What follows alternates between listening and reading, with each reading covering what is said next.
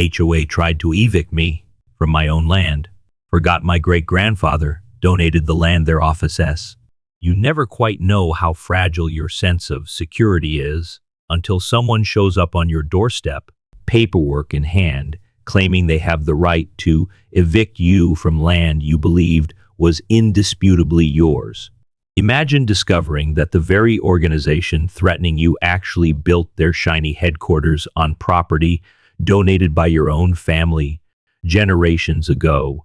My name is Celeste, and my great-grandfather's legacy once shaped our entire town. Little did I know that an overzealous HOA would one day twist that history into a weapon against me, forcing me to fight back with everything I had. What they didn't count on, the secrets hidden in our dusty archives and the fire in my soul. Before we dive in, if you're new here, don't forget to subscribe and hit that notification bell so you never miss an update. If you're excited about this story, let us know. If you enjoyed the video, press 1. If not, press O.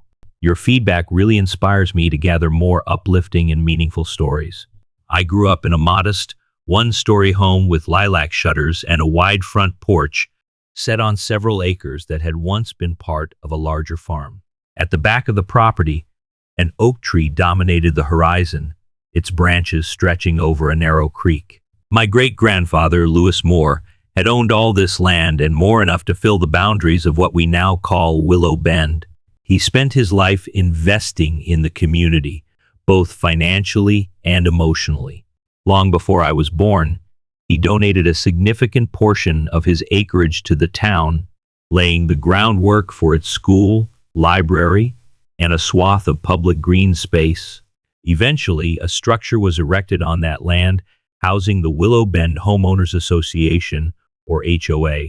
Even as a little girl, I felt my home exuded a unique sense of history. My father used to say, "Celeste, this house is more than walls and a roof. It's a tapestry of stories." He never let me forget that part of the orchard behind us used to feed half the town during the Depression, or that the bricks making up our fireplace were hand-laid by Grandpa Lewis himself. Although I cherish these stories, I didn't fully grasp their importance until I became older, and especially not until I was forced to stand up for our land's rightful legacy.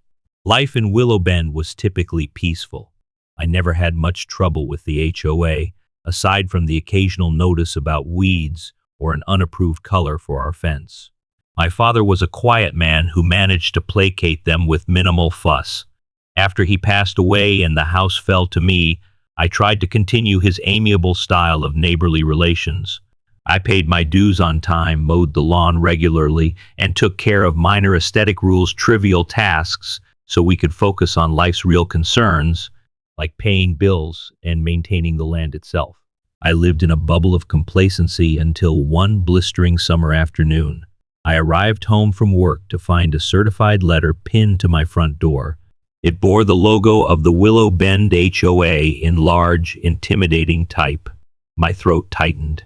I carefully peeled it off the door and read, "We regret to inform you that due to multiple unresolved violations and failure to conform to community standards, the Willow Bend HOA Board of Directors has commenced eviction proceedings against Miss Celeste Moore.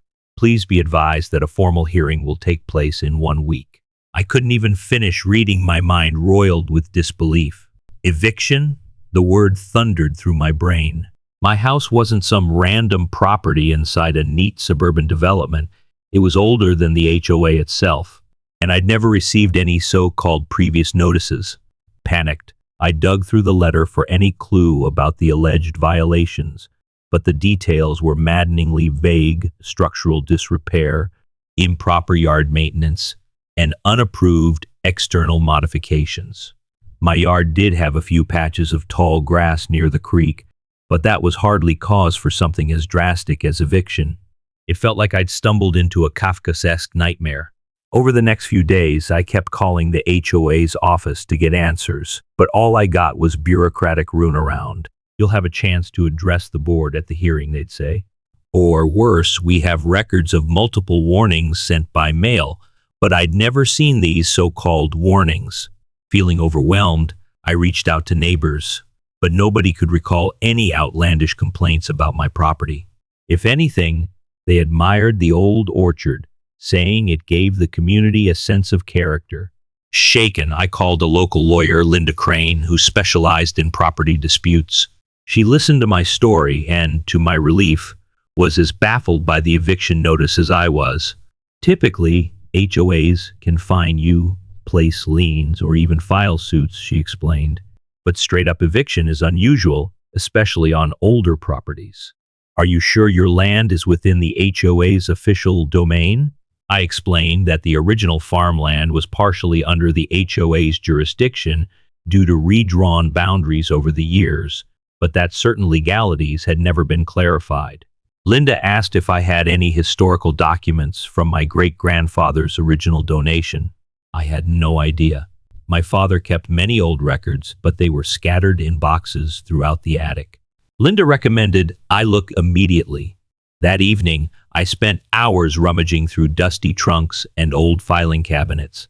The attic floor creaked under my feet as I uncovered black and white photos of the orchard, receipts for tractor parts, and even a collection of news clippings about Grandpa Lewis's philanthropic deeds. But I found no mention of any specific contractual stipulations that might protect the land. Outside, the moon rose high, illuminating the orchard through the small attic window. I paused to watch the silhouettes of the apple trees, remembering how my father once told me they were planted by Grandpa Lewis for the benefit of the entire town. Could that generosity somehow shield me now? The dreaded day of the hearing arrived, and I entered the small conference room in the HOA building with my stomach in knots. The board members perched behind a long table, looking down at me as if I were a school child facing reprimand. Their faces were stony, 4 men and 2 women, with president nameplates in front of 2 of them co-presidents, apparently. One introduced herself as Annalise Winston, while the other was a steely-eyed man named Dominic Crane, no relation to my lawyer, ironically. They read out a list of alleged violations, each more ludicrous than the last: chipped paint on my windowsill, an unapproved greenhouse in my backyard. It was an old tool shed, for heaven's sake, tall grass that posed a safety hazard, and a significant risk of structural collapse. Linda leaned over to me and whispered that this list sounded entirely fabricated. Given a chance to respond, I explained that I had neither seen nor received any official notices to remedy these so-called issues. My voice trembled with a mixture of rage and fear. The board dismissed my objections, claiming they had documented attempts to contact me. Their attitude was condescending, as though I were an unruly tenant they wanted gone. When Linda asked them to produce evidence of these notices, they provided photocopies of letters allegedly mailed out. The addresses on some were incorrect, wrong house numbers, or omitted details. Others showed a partial address. No wonder they never arrived. Still, Dominic Crane waved this aside, insisting it was my responsibility to ensure the HOA had the correct contact information. Annalise Winston cast me a withering look, saying, "We cannot bend the rules for one homeowner who refuses to comply." After that farce of a hearing, they officially stated they would enforce eviction if I did not complete a laundry list of expensive repairs and renovations within 30 days. Linda asked for a detailed breakdown of these requirements, but the board refused. Instead, they said they'd send an inspector to reevaluate my property in 2 weeks, and then finalize the outcome. The entire ordeal left me shaking with indignation. Even Linda, who had dealt with plenty of HOA disputes, said she'd never seen such a blatant setup. It was as if they were building a false record to get me out. But why? Scrambling for answers, I dove headfirst into more research. Linda approached the county clerk's office for property records, while I went to the local historical society, a small building behind our public library. Its walls were lined with old photos of Willow Bend, including a giant framed portrait of my great-grandfather dedicating the very land the HOA building was standing on. A volunteer named Misty took interest in my predicament. She told me that Grandpa Lewis had been meticulous in his generosity, often drafting formal agreements for his donations. She pulled out a dusty ledger from a locked cabinet and flipped through pages until she landed on an entry. Donation of farmland Lewis Moore to the township of Willow Bend. Conditions. She read the lines carefully, my breath caught in my throat. The document indicated a reversion clause. If the land was ever used to harm his direct descendants or for purely private gain, ownership rights would revert back to the Moore family. I felt an electric surge of relief. This was the hidden shield I had been hoping for, proof that Grandpa Lewis had foreseen a day when unscrupulous officials might twist his generosity. I had Misty make copies and I rushed to Linda's office. She read through the lines, eyebrows climbing higher. "Celeste, this is huge," she said, tapping the paper. "A reversion clause can override almost any modern zoning. If the HOA is misusing the land and evicting you from the property you rightfully own, certainly qualifies they may be in breach of this agreement." The next day, Linda filed a request for a temporary restraining order on the eviction process, citing the reversion clause. She also sent a formal letter to the HOA, demanding they cease their actions or face legal consequences. I waited anxiously. Days went by with no response unusual for an HOA that had been hounding me relentlessly. Finally, a thick envelope arrived, not from the HOA directly, but from a high-powered law firm representing them. The tone was icy. They called the reversion clause ancient and unenforceable. They insisted that modern property laws trumped any old arrangement. Linda, however, strongly disagreed. She told me the courts would generally respect a legally binding clause in a donation, no matter how old, provided it was still recorded in county archives. What unsettled us more was the next paragraph, hinting that the HOA suspected the orchard behind my home might be of interest to developers. The letter claimed plans for community enhancements were in the works. The orchard, a natural habitat, was apparently also prime real estate for new amenities. My blood boiled. So this was their angle. They wanted me gone to carve up my orchard, my heritage, and sell it off to some corporate sponsor or developer. I barely slept that night. The idea of bulldozers tearing down the apple trees that my great-grandfather had nurtured decades ago felt like a personal attack on my entire lineage. A new wave of determination rose in me. Fear subsided, replaced by a righteous anger. I was no longer going to be a trembling victim. If the HOA thought they could steamroll me, they were mistaken. Armed with the reversion clause, Linda and I plotted our counterstrike. Within a week, we filed a lawsuit accusing the HOA of unlawful eviction efforts, violation of the reversion clause, and harassment. We asked for a cease and desist order to prevent them from trespassing on my property or continuing any so-called inspections. Word spread fast through Willow Bend. Neighbors who had once been too intimidated to speak began sharing their own stories of the HOA's heavy-handed tactics, sudden fines, contradictory rules, threats of legal action for minor issues like a child's basketball hoop left in the driveway. Then something curious happened. A few neighbors came forward with rumors that certain board members, particularly Dominic Crane, had financial ties to a real estate group wanting to build a luxury community center or condos. If they cleared me out and gained control of my orchard, it would give them a large chunk of contiguous land to develop. It all made twisted sense. They didn't care about chipped paint or an unapproved greenhouse. They wanted to expand their empire using what my great-grandfather had once donated for the public good. As the days passed, the tension in Willow Bend rose. The local newspaper caught wind of the legal dispute, publishing an article titled "Local Woman Battles HOA Over Ancestral Land." It highlighted my great-grandfather's donation, the orchard's history, and the looming threat of eviction. Suddenly, public sentiment rallied around me. People started whispering about the board's corruption, how they'd never expected it to go this far. My phone began ringing off the hook, neighbors offering moral support, some wanting to know how they could help, others telling me I had their blessing to keep fighting.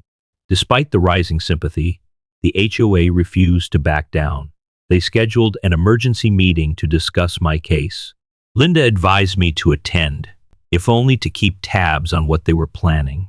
So, one evening, I walked into the large community hall, where rows of plastic chairs faced a folding table up front. The board members wore stiff expressions, as though determined to project authority. A surprisingly large crowd of residents turned out, many standing in the back once seats filled up. The meeting started with general business, but it quickly escalated when the topic of my property came up.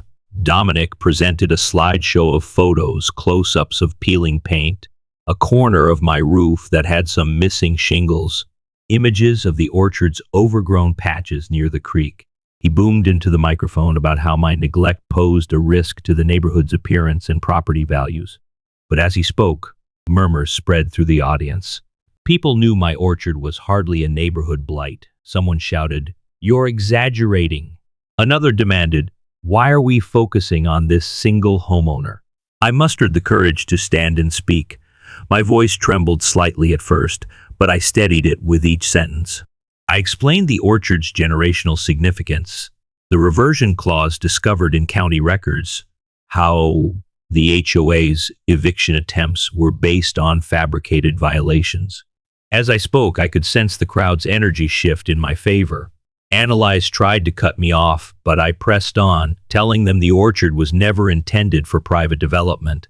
"If you push me out," I said, "you violate the spirit of what my great-grandfather intended for Willow Bend." By the time I finished, applause rippled through the hall. Several neighbors stood up to express support. One older resident recounted how Grandpa Lewis had once helped rebuild a barn after a storm. Another spoke of orchard tours he used to lead for elementary school children. Red-faced, Dominic tried to regain control, but the crowd had turned. People demanded transparency. They wanted to know if the rumors about real estate deals were true. Analyze fumbled, giving vague assurances that the board is merely looking to improve the community. The tension was palpable. When the meeting ended, a small group of residents surrounded me, pledging their backing. Linda, who had quietly observed from a corner, whispered to me, "This is good. Public sentiment is crucial. Keep them on your side." Walking to my car that night, I felt both drained and exhilarated. For the first time, I saw a clear path forward. If we won in court and the community stayed vocal about preserving the orchard, the HOA's corrupt scheme could crumble. But the HOA still held significant power, and I was about to find out just how ruthless they could be. The next morning, I woke to the sound of heavy machinery. Looking out my window, I saw a small crew in neon vests, accompanied by a stern-faced man holding a clipboard. They were on my property without permission, preparing to inspect the orchard. Flinging my door open, I marched outside, my heart pounding with fury. One of the workers pointed to the man with the clipboard, who identified himself as an HOA-appointed inspector. He claimed they had the right to be there, citing public safety. Linda had warned me that such intimidation tactics were possible, but I hadn't expected it so soon or so brazen. I called Linda, who rushed over, threatening legal action if they didn't leave immediately. The so-called inspector took pictures, muttering about code violations. He tried to claim the orchard had diseased trees that needed to be cut down for safety. Linda demanded to see proof, which he couldn't provide. Eventually, the crew retreated, but not before leaving bright orange hazard tape around parts of my orchard, a blatant attempt to brand it as dangerous. My nerves were shot. This was psychological warfare, designed to make me look like the irresponsible homeowner they'd painted me as. One small solace came that afternoon when a local news crew arrived to interview me. Neighbors pointed them my way after hearing about the commotion. I gave an emotional statement standing under the orchard's canopy, explaining the orchard's deep roots in Willow Bend's history and the legal steps the HOA was taking to erase that legacy. The reporter asked for footage of the orange hazard tape, shaking her head in disbelief. She concluded the segment by saying it was unclear whether the orchard was truly unsafe or if the HOA's motives were questionable. In the days that followed, the story aired on the local news, sparking further outrage in the community. Within a week, we had our first court hearing for the cease and desist order. Linda argued that the HOA's attempts to evict me were not only unfounded, but also in direct violation of the reversion clause. The opposing counsel claimed the orchard was a nuisance and a potential hazard. However, they failed to provide any real evidence of disease or structural danger. We, on the other hand, presented the donation documents, historical records, and even statements from local arborists who declared the orchard largely healthy. The judge, a stern woman with a piercing gaze, listened intently. By the end of the session, she granted an injunction. No further action could be taken to evict me, and the HOA was prohibited from sending inspectors onto my property without my express permission. A sense of reprieve washed over me. While the ultimate resolution still lay ahead, this was a significant victory, proof that the law could be on my side. As word of the injunction spread, more neighbors rallied behind me. I started receiving home-cooked meals, offers to help repair my roof, and even volunteers for a community cleanup day to manicure the orchard. The orchard, once threatened by bulldozers, became a symbol of unity in Willow Bend. People set aside petty differences and came together. It was almost surreal watching entire families show up with rakes, wheelbarrows, pruning shears, and laughter echoing across the property as we spruced up the land. Newspapers published uplifting stories about the orchard's revival, framing it as a resistance movement against an overbearing HOA. Behind the scenes, though, Linda and I kept a watchful eye on the HOA's next moves. The board members had gone uncharacteristically silent, not even issuing their usual monthly newsletter. Rumors flew that Dominic and Annalise were scrambling to defend themselves against allegations of corruption. Some said they had real estate deals lined up, but with the orchard fiasco dragging them into public scrutiny, potential investors were backing out. At the next public town council meeting, Dominic made an appearance to clarify misconceptions. He tried to paint the orchard as an eyesore that he and the board had only sought to improve, but the audience's reaction was icy. People demanded accountability. The final blow came when a longtime Willow Bend resident, a retired teacher named Miss S. Pollard, took the mic and declared she'd found records showing that part of the land under the HOA building itself was bound by the same reversion clause. If the HOA was found guilty of misusing the orchard property, the entire donated land might revert to the Moore estate, effectively ejecting the HOA from its own headquarters. Gasps and murmurs filled the room. Dominic tried to dismiss Miss S. Pollard, but she waved official documents in his face, confirming they were county certified. A wave of excitement and shock rippled through the crowd. Annalise looked like she'd swallowed a lemon. The game had changed. If they pushed me further, they risked losing not just my orchard, but their entire base of operations. In all my darkest moments, I had never even dreamed of that possibility. Soon after that meeting, Linda received a phone call from the HOA's law firm. They wanted to settle. According to them, if I agreed to drop the lawsuit, they would abandon the eviction, waive all alleged fines, and guarantee no development would take place on my orchard. On the surface, it sounded like a deal, but Linda and I both read the subtext. They wanted to bury the scandal quietly and keep the orchard from forcibly reverting out of their control. That night, I sat under the moonlit orchard, the grass cooled by evening dew. Fireflies blinked among the branches, reminding me of the summers I spent collecting them in jars. This place was a piece of my soul, and my father's, and my great-grandfather's before that. I realized I didn't just want a quiet settlement. I wanted the orchard to be safe for generations, free from the threat of cunning power grabbers. And I wanted the unscrupulous board members to be held accountable for the stress and fear they'd inflicted on me and on others who lacked the resources to fight back. At Linda's guidance, I refused their hush money settlement. Instead, we insisted on terms that included official recognition of my orchard's independence from HOA jurisdiction and a binding agreement that protected the orchard from any future development attempts. Furthermore, We demanded that the entire board undergo an audit to expose any corruption. The HOA's lawyers balked. Weeks of tense negotiations followed, each side refusing to yield on key points.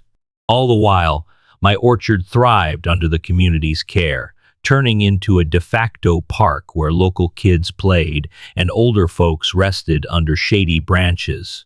The standoff dragged on until the day a different kind of bombshell dropped. One of the HOA board members, a timid accountant named Rachel, stepped forward with insider information. She contacted Linda in tears, confessing that she had knowledge of manipulated financial records and documented bribes from a real estate developer. She'd never spoken up before, fearing retribution, but the orchard's public support, combined with mounting legal pressure, had changed her mind. She provided us with damning evidence, emails, bank statements, even meeting notes that proved Dominic and Annalise conspired to evict me to pave the way for a lucrative land deal. The orchard was always the crown jewel of that plan, and the board's other members mostly fell in line out of fear or complacency. Armed with Rachel's evidence, Linda and I prepared for a final legal showdown. We filed an amended complaint against the HOA, adding charges of fraud and conspiracy. The news coverage turned explosive. The phrase HOA corruption in Willow Bend adorned headlines. Residents who'd once been borderline apathetic rallied with renewed vigor, demanding a special election to remove the compromised board. Dominic and Annalise scrambled to control the damage, insisting the documents were fabricated. But Rachel's credibility was hard to dispute. Her meticulous accounting background made her a perfect whistleblower. Shortly before the new court date, a wave of resignations swept the HOA board. Annalise and Dominic were among the first to leave, presumably trying to avoid personal liability.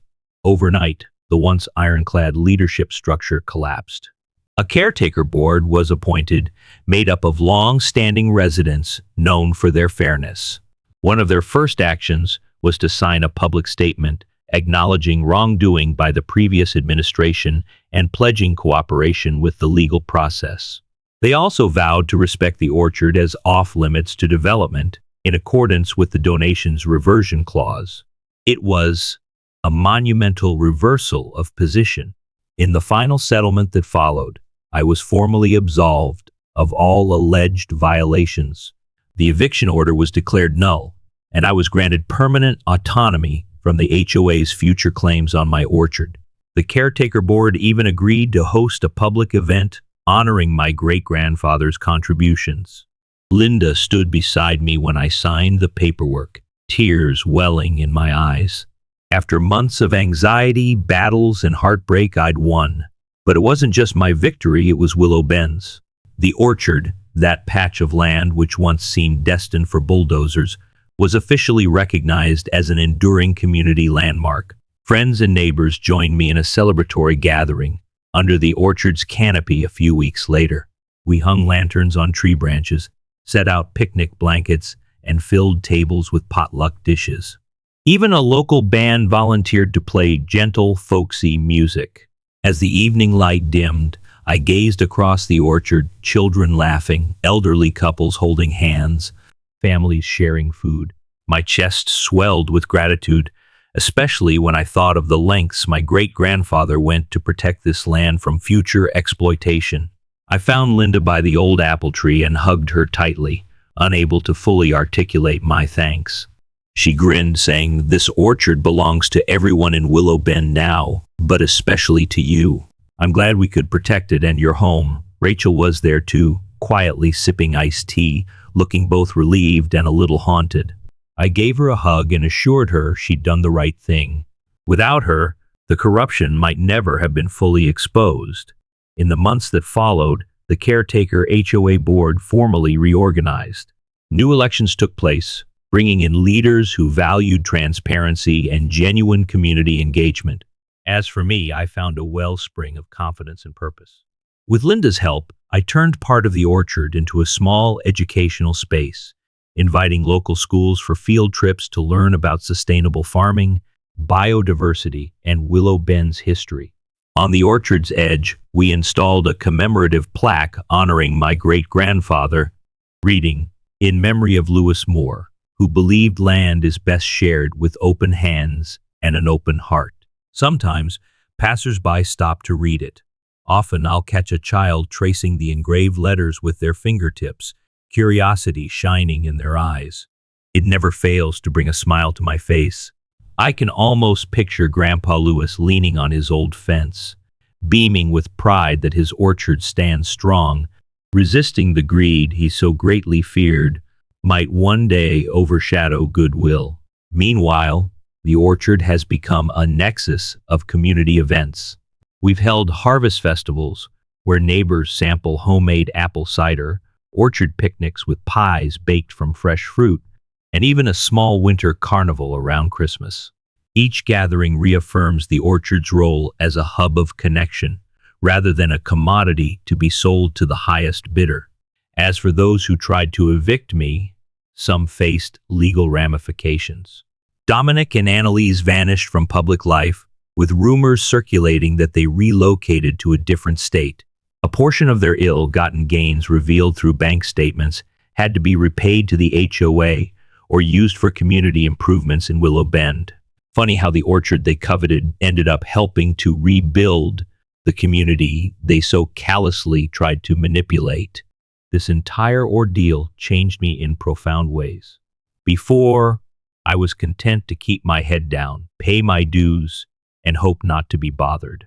But adversity forged in me a stronger sense of identity and courage. I discovered that when push comes to shove, I could stand up, not just for myself, but for the memory of those who came before me and the neighbors who stood beside me. People sometimes ask if the orchard still triggers painful memories. In truth, it does when I recall those terrifying weeks where I felt everything was crumbling. But mostly, it stands as a living testament to resilience. It's a place where my neighbors found their voices, where a volunteer came forward despite her fears, where the roots of my family's history held firm against a storm of greed. Each time I see a new generation of kids racing between the rows of trees, I'm reminded that we preserved something beautiful and sacred for them. Often I stroll out there at dusk and let the calm settle around me. The sun dips low, painting the sky with gold and lavender, and the leaves rustle in a gentle breeze. I think of my father and how he'd sit on the porch and watch the orchard sway, a contented smile on his face. I think of Grandpa Lewis forging that reversion clause all those decades ago, a cunning stroke of foresight that saved us. Above all, I feel a sense of belonging, a bond with the generations that came before and those yet to come. In Willow Bend, the orchard is no longer just my orchard. It belongs to everyone who cherishes it. We've taken Grandpa Lewis's generosity and woven it into the fabric of our community. And for me personally, it is the place where I discovered my own power, my own right to fight for what's mine, and in that fight, to safeguard something beyond property lines, a legacy of giving, of unity, and of standing firmly against injustice, no matter how daunting the opponent. Thank you for journeying with me through this tumultuous battle over a piece of land that was never just dirt and trees. It was my family's heartbeat. If you found this story uplifting or felt that surge of triumph when justice prevailed, please take a moment to tap that like button. Share this video with friends who might be facing their own uphill fights, so they, too, can find hope in the possibility of victory. And don't forget to subscribe for more compelling stories, because each of us holds a legacy worth defending, and sometimes it takes a fierce struggle to ensure it survives. Stay courageous, stay vigilant, and remember, even the mightiest foes can't outlast the truth.